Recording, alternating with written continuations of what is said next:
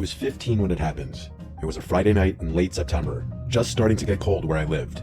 My parents went out to dinner with some family friends, and they said they would not be home until late. I had the house to myself. I invited over my neighbor and best friend Chris. He was the same age as me and lived across the street. We usually hung out in my basement and played games or watched movies, but that night we got bored. At some point, he brought up playing hide and seek. It sounded dumb at first, but we had done it before with a group, and it had been fun. The house was small, but it had a lot of places to hide, especially in the dark. We turned off most of the lights to make it scarier. The only light on was in the kitchen. The rules were simple. No going outside, no going into the attic or the crawl space. Basement, bedrooms, closets, and under furniture were all fair game. Chris wanted to hide first, so I covered my eyes in the living room and counted to 50. I could hear him running at first, and then silence. I finished counting and announced that I was coming. I started in the kitchen since it was right there, but there was nowhere good to hide. I checked behind the basement door, then down the hall. I looked in the bathroom. Empty. I opened the closet near the front door. Nothing. I went upstairs. The floor creaked under me, and every little sound made me tense. I checked my parents' bedroom first, looking under the bed and behind the dresser. Nobody. I went down the hall into my room. It was messy, but not enough for Chris to hide well. I still checked the closet and under the desk. Nothing. That left the guest room at the end of the hall. The door was cracked open. I pushed it slowly, expecting him to jump out and scare me, but the room was dark and quiet. I stepped inside and scanned around. I bent down to look under the bed. Nothing. I opened the closet door. Empty. At that point, I thought maybe he was in the basement, so I went back downstairs. I checked behind the laundry machines and in the storage space under the stairs. I was about to give up when I finally found him curled up behind some boxes. He laughed and asked how long it had taken me. I told him way too long. Then we switched. He counted and I hid. I went upstairs and slid under the guest bed, pulling the bed skirt down to cover me. My heart raced while I lay there in the dark. I heard him come upstairs a few minutes later, his footsteps slow and heavy on the floor. He opened the bathroom door first, then he stepped into my parents' room. After a while, the footsteps came down the hall toward where I was. I could hear him breathing as he walked into the guest room. He stopped near the bed. I held my breath. His shoes shuffled against the carpet. Then silence. A long silence. I thought he had figured it out and was about to yank up the bed skirt, but instead, he walked out. I lay there a few more minutes, waiting to hear him call that I had won, but the house stayed too quiet. Finally, I crawled out. I went downstairs expecting to find him on the couch, but he wasn't there. I called out that the game was over. A voice came from the basement saying he was down there. I thought he was messing with me. I walked to the basement door, opened it, and shouted down the stairs. He shouted back that he was still looking for me, and he asked where I was hiding. That made my stomach twist. I told him I was out now and standing in the kitchen. A second later, I heard him coming up the stairs. He stepped into the light and looked confused. He asked how I had gotten upstairs so fast. I told him I had been under the guest bed the whole time. He frowned and said he could have sworn he checked that room, and he heard someone moving inside. He said he thought he heard breathing. I told him I stayed perfectly still. We argued a little, but then we just shrugged it off. We played another round, but the whole time I felt uneasy. Every creak in the house made me jump. At one point while I was counting, I thought I heard something upstairs, like a soft thud, but when I searched, it was empty. I found Chris in the laundry room. We kept playing until we both got tired. Then we sat on the couch in the living room and turned the TV back on. That's when we both froze. From upstairs came a loud bump, like something heavy falling. Chris asked if it was my parents. I reminded him they were still gone. The hair on my arm stood up. We sat there waiting, but the house went silent again. Chris said maybe something slid off a shelf. I wanted to believe that, but then, while we sat listening, we both heard it clearly. A slow creak of floorboards, the sound of someone walking down the hall upstairs. We stared at each other, neither of us moving. Then I whispered that maybe we should check. Chris shook his head, saying no way, but if someone had broken in, we couldn't just sit there. I told him to stay behind me and grab the fireplace poker from beside the couch.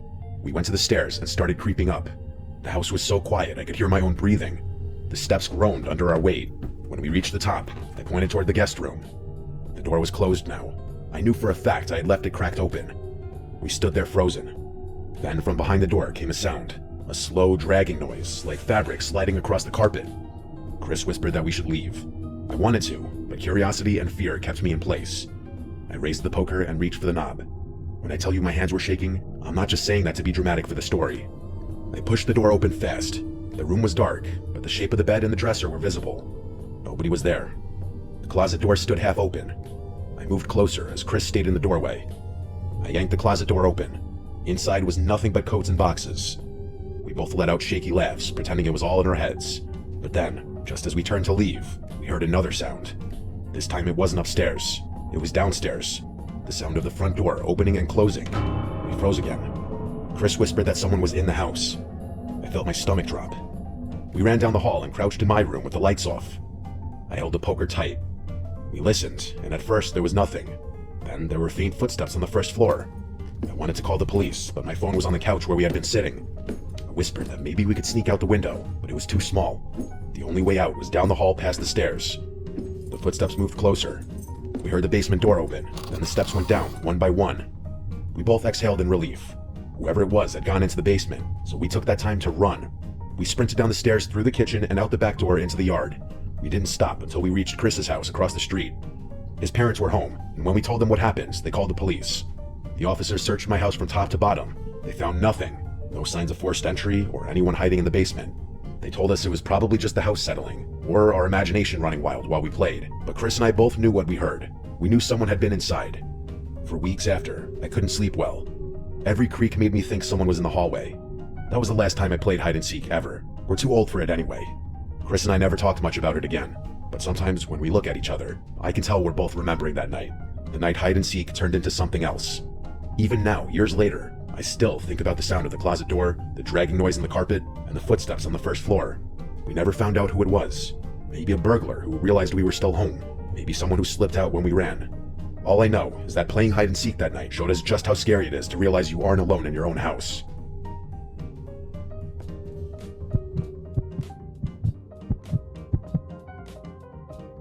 I grew up in a neighborhood that backed right up against a stretch of woods. The houses lined one side of the street, and behind them was nothing but trees for miles.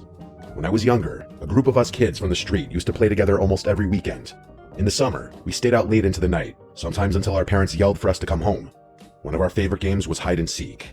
We usually played in the backyards and into the edge of the woods. It was fun during the day, but at night it was different. The trees swallowed up the light, and everything looked the same no matter where you were. That was what made it scary, and that was what made it fun. The last time I ever played hide and seek in those woods was when I was 14. It was August, hot and humid even at night. There were 5 of us, me, my friend Tyler, his little brother Matt, and 2 kids from down the street, Jason and Eric. We all decided to play outside because it felt cooler than sitting in someone's basement. The rule was simple. You could hide anywhere in the backyards or in the woods, but you had to stay close enough to hear when the seeker called the round over. Jason volunteered to be it first. The rest of us ran off. I went into the woods with Tyler. We split up once we passed the first row of trees. I crouched behind a fallen log, my heart beating hard even though it was just a game. I could hear Jason shouting numbers back in the yard, his voice echoing through the night. When he finished, everything went quiet. Crickets buzzed around me and the leaves rustled in the wind. I stayed low and still. After a while, I heard footsteps in the leaves. They were moving between the trees. I thought it was Jason. I held my breath and waited for him to pass. The footsteps stopped not far from me. Whoever it was stood there. I waited for them to call out or move again, but they didn't. I felt my skin prickle. I almost whispered to ask who it was, but then I remembered the rules. If I gave myself away, I would lose, so I stayed still. Finally, the steps started again. They crunched through the leaves, moving deeper into the woods. I listened until I couldn't hear them anymore. I peeked over the log, but it was too dark to see far. The moonlight only lit up the tops of the trees.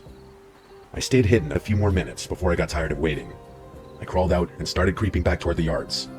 As I watched, I heard Jason calling that the round was over and everyone should come out. I hurried back and found the others already in the yard. Jason had found Tyler and Eric, but not me or Matt.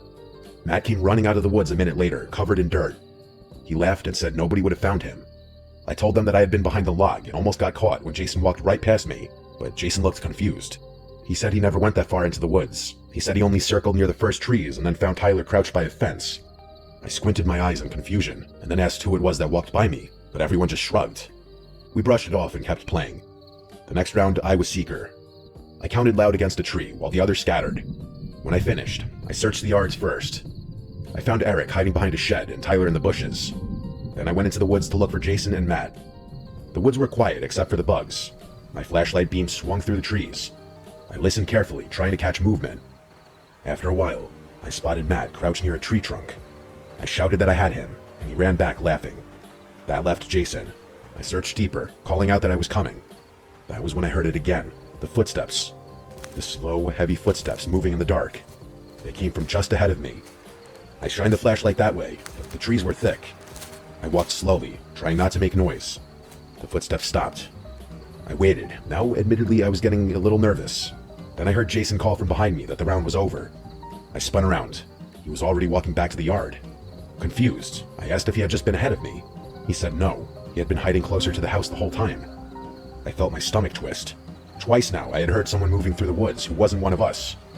I told myself it was probably an animal, but the steps had sounded human. Too heavy to be a raccoon or a fox, even a deer.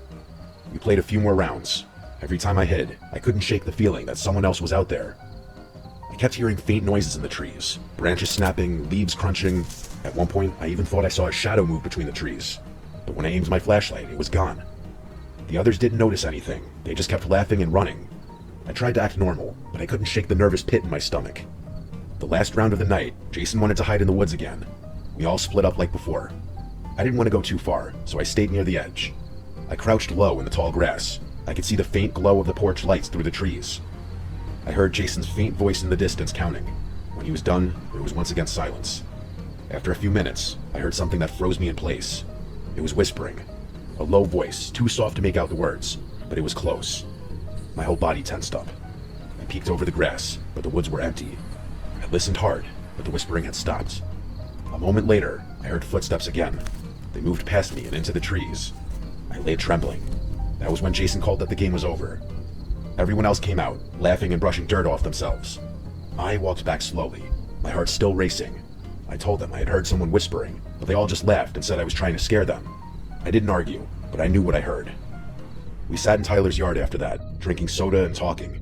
That was when Matt asked if anyone else had noticed the man. We all stopped and looked at him. He said while he was hiding, he thought he saw a tall man standing in the woods. He said the man didn't move, just stood there watching. Jason told him he was crazy. Eric laughed it off, but I felt sick, because I believed him. We ended the night soon after. Everyone went home. I lay in bed that night, staring at my ceiling, unable to sleep. I kept hearing the whispering in my head, the slow crunch of footsteps in the leaves. I never played hide and seek in the woods again. Even now, years later, whenever I hear leaves crunch underfoot in the dark, I think back to that night. I think about that man that Matt said he saw. I think about the footsteps that weren't Jason's, and the whisper that I still can't explain. Maybe it was a stranger passing through. Maybe it was someone who lived out there. All I know is that when you hide in the dark woods, you never really know who else is hiding with you.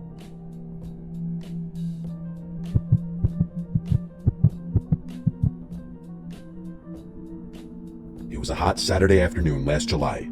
I was 14 at the time, and I live out in the rural part of Pennsylvania. My backyard is huge. We have acres of open grass, trees, and an old storage shed at the edge of the yard. My friends and I spend almost every summer day out there. That day, it was me, Ryan, Josh, Adam. We were just messing around playing basketball in the hoop my dad put up near the garage. We played for about an hour before we were all tired and sitting in the grass, sweaty and drinking water. That's when we saw a kid we didn't recognize who came walking up from the dirt road that runs past my house. He looked about 16, older than us, taller too. He had black hair that was kind of messy and wore a gray shirt and jeans, even though it was hot out. We all stopped talking when we noticed him. He walked right up like he already knew us. He asked if we wanted to even the teams out and make it 3-on-3. None of us answered right away. Finally, Adam asked who he was. The kid said his name was Keith. He said he lived just up the road and was just walking through the woods when he saw us. We all kind of looked at each other. I've lived here my whole life and never saw this kid once. Neither had my friends. But he acted normal enough, I guess. Ben asked him if he wanted to play basketball. Keith shook his head and suggested we play manhunt instead. He said my yard was perfect for it since there were so many spots to hide. In the moment, I don't think any of us gave that comment a second thought, but in hindsight, that should have been a red flag. How would this kid know anything about my property? We all agreed to play. It sounded more fun than standing around in the heat.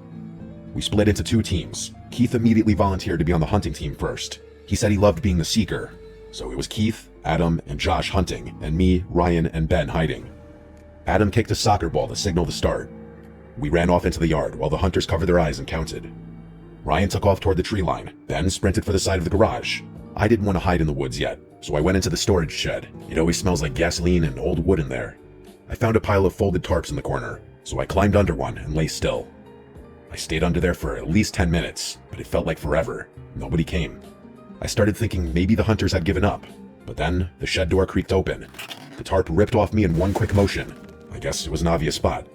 I looked up to Adam's smiling face. We both walked back to the patio.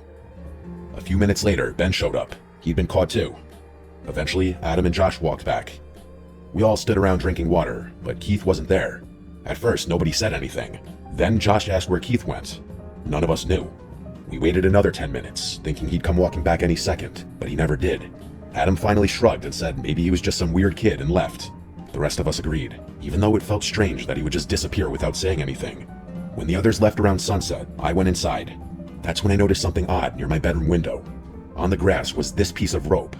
It was weathered and dirty, like it had been outside for months, but I know it hadn't been there earlier. I picked it up and tossed it aside, but it stuck in my head. The first thought I had was Keith.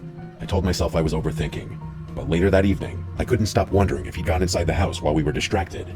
My dad usually leaves one of the side doors unlocked during the day. I went room by room, checking closets and under beds. Nothing. That night, I got ready for bed around 11. I laid there for maybe an hour, scrolling on my phone, when I heard something. Soft footsteps outside my door. I froze. My dad sometimes gets up at night to use the bathroom, but he always coughs or clears his throat. This was quiet. Too quiet. I called out for my dad. No answer. I sat up with my pulse racing. The footsteps stopped right outside my door. I finally got up and locked it. I stood there, staring at the handle, waiting. After about 30 seconds, I heard the front door shut. The sound carried through the whole house. I didn't waste a second. I ran to my dad's room and shook him awake. He groggily sat up while I explained what I heard. He didn't doubt me. He grabbed the shotgun from under his bed and told me to stay close. We searched the whole house together. Every closet, the basement, the garage. He even went outside and walked the property with a flashlight, but he didn't find anything. We locked every door and window after that. The next day, I told my friends, and they all laughed it off, saying Keith was probably just some weirdo passing through. But Ryan admitted he thought Keith was strange too. He said Keith barely talked during the game. He just stared at people. That night, I couldn't sleep. Around 2 in the morning, a scratching sound woke me up. It was coming from my bedroom window. I froze, staring at the blinds. The scratching was slow, like someone dragging a stick or nail against the glass. I didn't want to look, but I couldn't stop myself. I carefully bent one of the blinds open just a crack. On the other side of the window was a figure. I couldn't see his face, just the shape of someone standing inches away in the dark. I jumped back and screamed for my dad. I ran into the hallway, shouting until he came out of his room. He didn't hesitate. He ran outside with a shotgun, firing 2 rounds into the air. I heard him yelling that he'd shoot whoever was out here if they came back. The figure at the window was gone. The rest of the night, I didn't sleep at all. I sat in the living room with the lights on while my dad stayed up too. The next morning, he told me he thought Keith had been the one messing with us. He said if that kid showed up again, he'd shoot him. I know he wasn't fully serious, but that's just how my dad is. He said that kid isn't welcome anywhere near our house ever again. As far as I know, Keith never came back.